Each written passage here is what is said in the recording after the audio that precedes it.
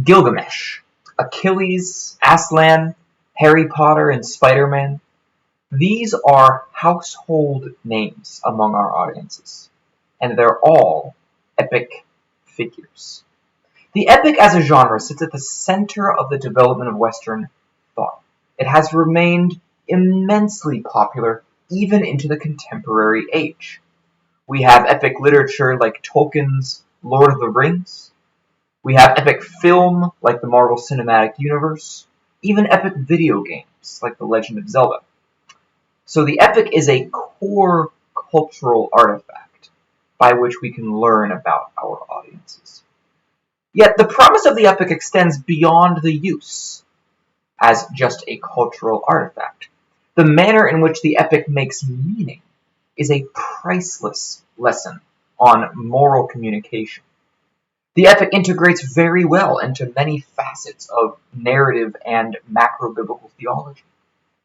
Yet despite the thorough attention paid to narrative preaching, the epic as a genre has failed to attract much interest from homileticians. If the epic is the narrative par excellence, it would seem as though narrative preaching frameworks haven't gone far enough. And then continuing to extend them and to deepen them will be a useful endeavor. Good morning, good afternoon, good evening. My name is Christian Schmitt. My vocation is to teach, preaching, to preach, and to think about preaching. I will be presenting my paper entitled Epic Transcendence in Christian Preaching, an initial foray into epic preaching, at the 2022 conference of the Evangelical Homiletics Society. The paper works out a small handful of reasons to believe that an epic model of preaching has promise and merit, and it offers a prospective definition of the epic. The epic, as I define it, is a long-form narrative, too long to be comfortably digested even in several sittings. It contains heroes and heroic deeds.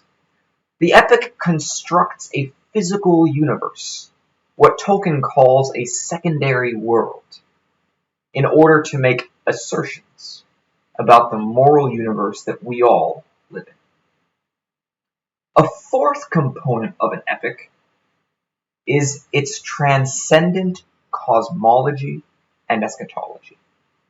In fact, I focus much of my paper on this idea of transcendence as a case study of what a thorough study of the epic has to offer Christian preachers.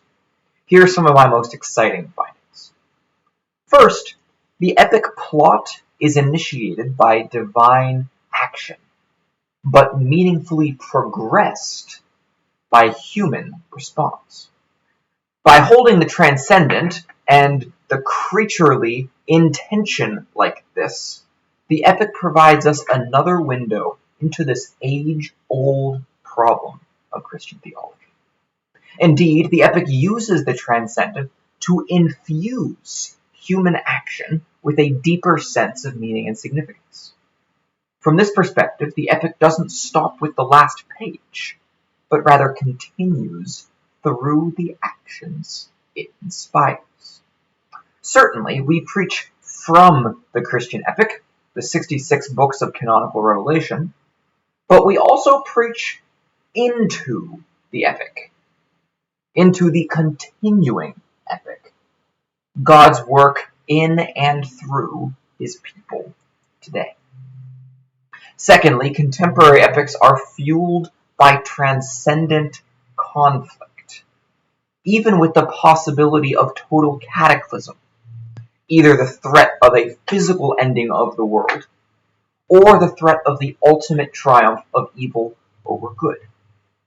These transcendent conflicts are presented in extremes, which forces an audience to take a stand and to develop their own moral position. Ironically, some epics use these extreme attitudes, extreme characters, to guide their audience to a very nuanced moral awareness.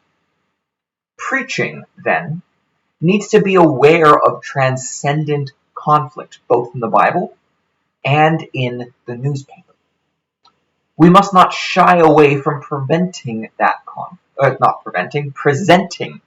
conflict in appropriately extreme terms, and terms that develop rather than obliterate ethical nuance.